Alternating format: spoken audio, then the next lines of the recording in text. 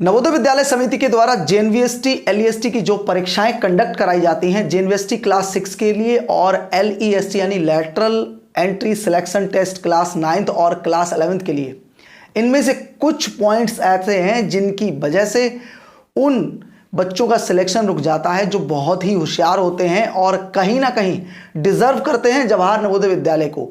देखो, नवोदय विद्यालय खराब नहीं है, नवोदय विद्यालय का जो स्तर है वो बहुत अच्छा है, पूरे देश में हमेशा टॉप रैंकिंग में रहता है। लेकिन जो सिलेक्शन की प्रोसेस है उस प्रोसेस की वजह से इसकी जो मेरिट है वो अब लगातार डाउन होती जा रही है। तो आज मैं कुछ पॉइंट्स डिस्कस करने वाला हूं और उनको हम एक अन्याय की तरह देखेंगे भाई कि ये एक अन्याय हो सकता है उन बच्चों के साथ में जो कहीं ना कहीं डिजर्व करते हैं सिलेक्शन को और उन्होंने मेहनत भी की लेकिन सिलेक्शन नहीं हुआ। तो दोस्तों, सबसे पहले पॉइंट नंबर 1 आप समझ लीजिए कौन सा है। पॉइंट नंबर 1 है सेम डिस्ट्रिक्ट रूल। ये है आपका अन्याय नंबर 1। अब ये अन्याय कैसे है इस पे आ जाते हैं। सेम डिस्ट्रिक्ट रूल बनाया किस लिए गया? सेम डिस्ट्रिक्ट रूल इसलिए बनाया गया ताकि रिपीटर्स जो है वो ना आ पाए। रिपीटर्स वो लोग होते हैं जो पहले परीक्षा दे देते हैं और सेकेंड टाइम अटेम्प्ट करते हैं, नाम वगैरह बदल के अटेम्प्ट करते हैं, जिनका पहले सिलेक्शन नहीं होता है। ऐसे बच्चों को रोकने के लिए सेम डिस्ट्रिक्ट रूल बनाया गया, लेकिन रिपीटर्स को आप नहीं रोक सकते। सेम डिस्ट्रिक्ट रूल से उन बच्चों को नुकसान होता है जो बच्चे अपने ज़िले को छोड़कर किसी और ज़िले में स्टडी कर रहे हैं, वो तो बेचारे फॉर्म ही नहीं डाल पाते। तो ऐसे में इस रूल को बनाने से पहले नवोदय विद्यालय समिति को ये पॉइंट ध्यान में रखना चाहिए। जब मैं एक छोटा सा व्यक्ति हूँ और मैंने इस पॉइंट को सोच लिया, मान लीजिए हमारे ज़िले का कोई बच्चा है और वो बच्चा 4th और 5th में अपने नाना या नानी के यहाँ अदर ज़िले में पढ़ रहा है, तो वो बेचारा यहाँ पर फॉर्म ही नहीं डाल पाएगा। क्यों नहीं डाल पाएगा? क्योंकि उसका जो क्लास का सर्टिफिकेट है वो अदर डिस्ट्रिक्ट का होगा, रेजिडेंशियल यहाँ का होगा। अब वहाँ का रेजिडेंशियल भी नहीं बन पाएगा। तो इस नियम को एक बार फिर से मैं इस वीडियो के माध्यम से रिक्वेस्ट करता हूँ और आप लोगों से भी रिक्वेस्ट करता हूँ, इस वीडियो को ज़्यादा से ज़्यादा शेयर करो। नवोदय विद्यालय समिति इस नियम को एक बार फिर से सोचे कि उन बच्चों के साथ में अन्याय हो रहा है जो बच्चे अपने ज़िले को छोड़कर बाहर या अन्य प्रदेशों में पढ़ रहे हैं और जब फॉर्म डालने की बारी आती है तो उनका फॉर्म ही नहीं पढ़ पाता है।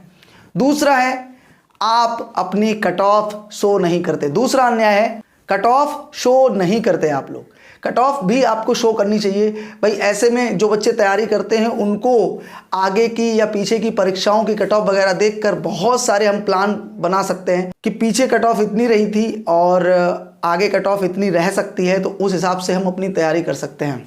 तीसरा अन्याय है आपका अन्याय नंबर 3, आप जो है मार्क्स शो नहीं करते। देश में चाहे कोई भी परीक्षा हो, चाहे अभ्यर्थी कोई फेल हो या पास हो, सिलेक्शन हो या ना हो, हर परीक्षा लगभग अपने मार्क्स शो करती है। मार्क्स के साथ में क्वालिफाइड या नॉट क्वालिफाइड लिखा होता है। जब आपका रिजल्ट आता है तो उसमें लिखा होता है यू आर प्रोविजनली सिलेक्टेड या फिर यू आर नॉट सिलेक्टेड।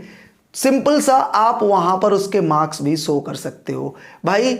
जब वो रिजल्ट देखेगा तो नंबर और साथ में यू आर नॉट सिलेक्टेड, ठीक है। उसके बाद आते हैं चौथे अन्याय के ऊपर, वो है आपका रूरल एरिया और अर्बन एरिया। देखो, ये रूल सही है और गलती हम लोग करते हैं, लेकिन एक समय उन बच्चों के साथ में अन्याय होता है। मान लो कि जब किसी बच्चे ने फॉर्म डाला था तो वो आपका अर्बन एरिया में था वो स्कूल, ठीक है, अर्बन एरिया में था, या जब उस बच्चे ने फॉर्म डाला था तब वो रूरल एरिया में था। और कभी कभी क्या होता है कि परिसीमन होता है, जैसे अभी चुनाव हुआ तो परिसीमन हुआ और परिसीमन के बाद वो विद्यालय जो है पहले रूरल में थे अब अर्बन में हो गए, अर्बन में थे तो वो रूरल में पहुंच गए।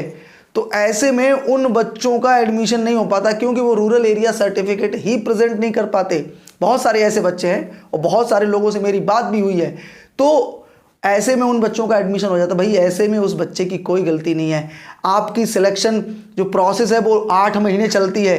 अब 8 महीने में समय कितना बदल जाता है, तो इसलिए आपको अपनी सिलेक्शन प्रोसेस भी स्मूथ के साथ साथ फास्ट भी करनी होगी।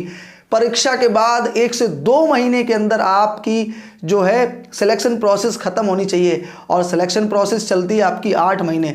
29 अप्रैल को एग्जाम हुआ था। अप्रैल, मई, जून, जुलाई, अगस्त, सितंबर, अक्टूबर, यानी 7वां महीना 8वां महीना आ जाता है आपका सिलेक्शन होते होते। तो कहीं ना कहीं ये भी बहुत बड़ी जो है आपका लूप होल है।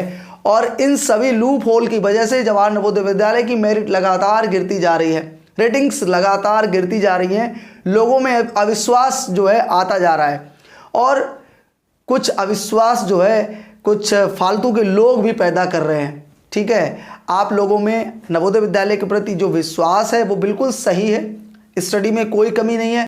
मेरा सवाल सिर्फ और सिर्फ सिलेक्शन प्रक्रिया को लेकर है। भाई सिलेक्शन प्रक्रिया आपकी पारदर्शी बिल्कुल भी नहीं है। यहाँ पर हम या जो आम नागरिक है उसको ये भी नहीं पता लगता कि उसके बच्चे के नंबर कितने आए हैं, कौन सेलेक्ट हुआ है, किस तरीके से सेलेक्ट हुआ है। सिर्फ और सिर्फ बस हवाबाजी चलती है और नाम आ जाता है और बच्चे का एडमिशन हो जाता है। दोस्तों वीडियो अच्छा लगा हो तो वीडियो शेयर जरूर करिएगा, उन लोगों के साथ में जो नवोदय विद्यालय से जुड़े हुए हैं ज़रूर से ज़रूर शेयर करें। और मैं अपना परिचय भी दे देता हूं, मेरा नाम राहुल चौधरी है और मैं जवाहर नवोदय विद्यालय रोहिला फर्रुखाबाद का पूर्व छात्र हूं। डरता नहीं हूं किसी चीज़ से, आप शेयर कर सकते हैं, मैं जवाब दे सकता हूं। ठीक है, भारतीय संविधान जो है जवाब दे सकता है, भारतीय संविधान के अंदर जवाब मांगने का हक है। वीडियो लाइक करिएगा और शेयर ज़रूर करिएगा। मिलते हैं नेक्स्ट वीडियो में, तब तक के लिए ख्याल रखिए। जय हिंद।